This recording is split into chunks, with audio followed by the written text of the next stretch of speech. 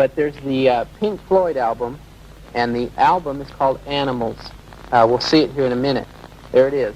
That's, again, by Pink Floyd, one of the biggest groups of all time, almost. And the album Animals. Now, all the songs on this album are named after animals. One is dogs and pigs, and this one is called sheep. All right. Let me just read you these words from the beginning, and then I'm going to play you a part of the song. Kind of scary what they have to say. This is the song Sheep. Harmlessly passing your time in the grassland away, only dimly aware of a certain unease in the air. You better watch out, there may be dogs about. I've looked over Jordan, and I've seen things are not what they seem. Or it is what was over Jordan in the Bible. Yeah, or heaven. And the promised land is over Jordan. Now, I looked over Jordan, and I have seen things are not what they seem. What do you get from pretending the danger's not real? Meek and obedient, you follow the leader down well-trodden corridors into the valley of steel. What a surprise, a look of terminal shock in your eyes.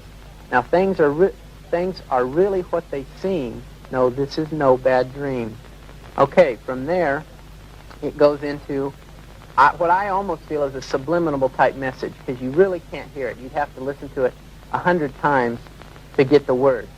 But I'm going to play it for you right now, and I'll key you in. They're very hard to understand. In fact, what I did is I took only the right channel on the stereo, the right channel only, and it was much clearer. So I've got just the right channel, and I'll give you clues for the first line. It says, "The Lord is my shepherd, I shall not want."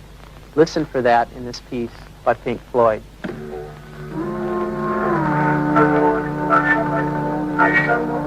Okay, did you hear the first piece? Okay, "The Lord is my shepherd."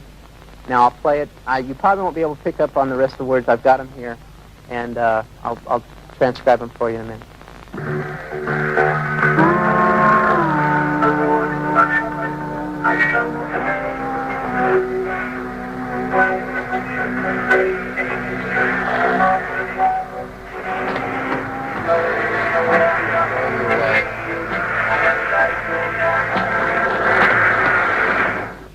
Okay.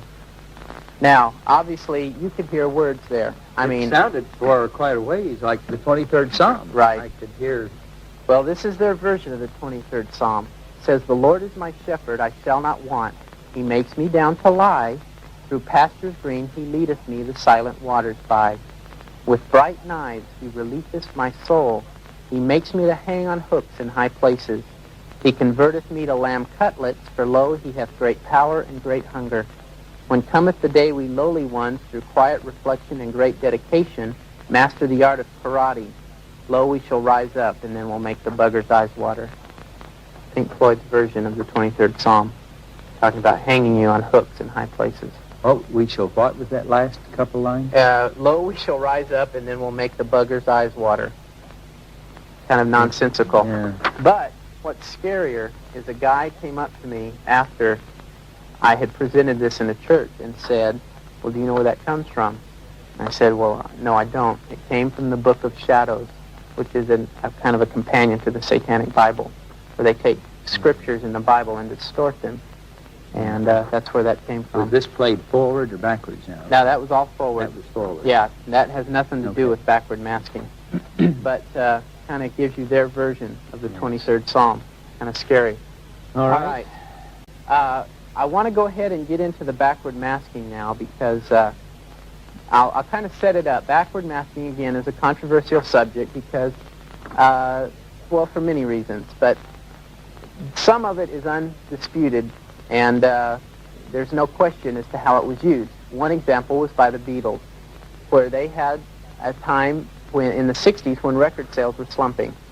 And as a promotional gimmick, they used backward masking to give clues to the possibility of Paul McCartney being dead. In fact, they gave it through the album covers. They gave it backwards masking, slowed down messages, and everything to generate interest in their albums so people would buy them to look for clues to see if Paul was dead. And I've got a piece for you I'm going to play off the Beatles album. It's the White Album, and the song Revolution Number 9. And each piece that I'm going to play for you tonight, I'll play it for you forward first, always forward, and I'll play it for you backwards, and let's see what it says. number 9, number 9, number 9, number 9, number 9, number 9, number 9, number 9, number 9. There's another piece on there, listen.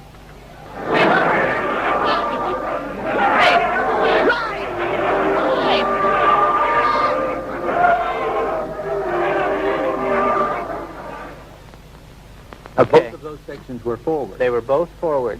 The front of it said, obviously, number 9, number 9, number 9. And then you just heard a man screaming later in the song. Okay. Okay, let's take the screaming and play that backwards and see what we hear.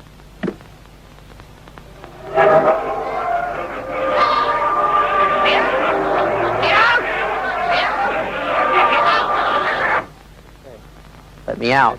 Let me out. I heard it. All right, we'll play it again, and then we'll go on to the number 9. See if you hear, turn me on, dead man. Turn me on, dead man. It's just another clue that Paul might be dead. Again, this is the screaming.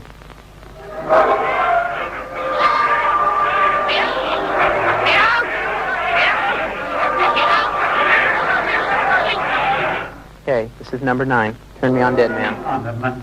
Turn me on, the man. Turn me on, the man. Turn me on, the man. Turn me on, the man. Turn me on, the man.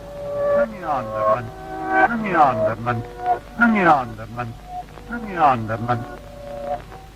Okay. Turn me on, dead man. Do you think that was deliberate? Yeah, because it was well documented. They said that's why we did it. The Beatles were playing with a tape recorder one day and discovered that certain words being spoken forward can mean different words backwards.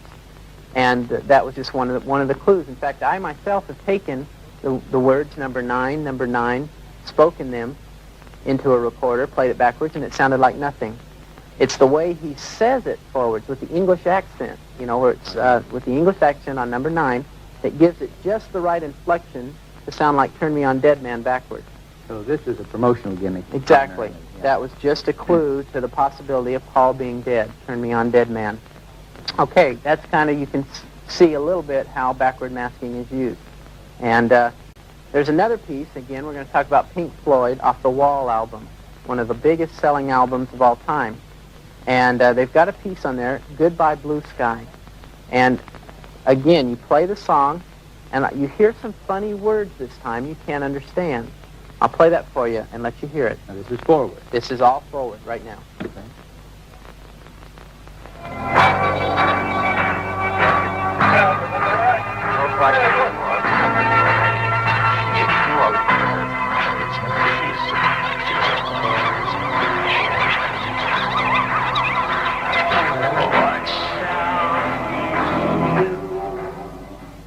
Okay. Now from there, obviously you heard What Shall We Do? So obviously that was forward. But again, before What Shall We Do, you heard the kind of the funny words you couldn't understand. It almost sounded like it was backwards. Well, it is backwards because they laid that in intentionally backwards.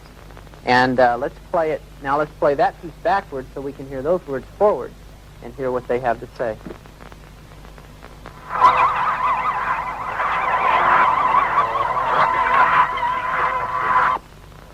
One more clue. Discovered the secret message. The first word that's a little hard to understand is congratulations. You might want to turn it up just a little bit in here. Congratulations, you've just discovered the secret message. And then it says, send your answer to Old Pink, care of the Funny Farm, and then gets drowned out. Again, nonsensical words. One more time.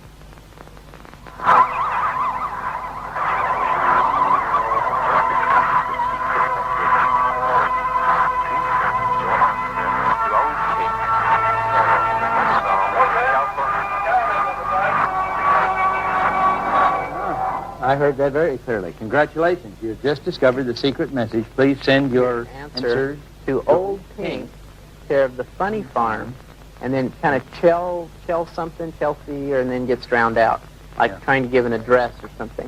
Do you think that also was deliberate? That had to be. That had to be deliberate, because obviously forward you heard the words being spoken that you couldn't understand. Okay. Now, that's kind of differentiating the two types of backward masking, where you've got one where the words themselves being spoken forward have different meanings backwards, and then other backward masking where when you're playing the song forward, you hear something you don't understand, and you play, and then obviously it was intentionally laid in backwards. to be picked up later. No. All right. Now, there are some that we get a message and it is very possibly unintentional. Right. As far as the group's concerned. Exactly.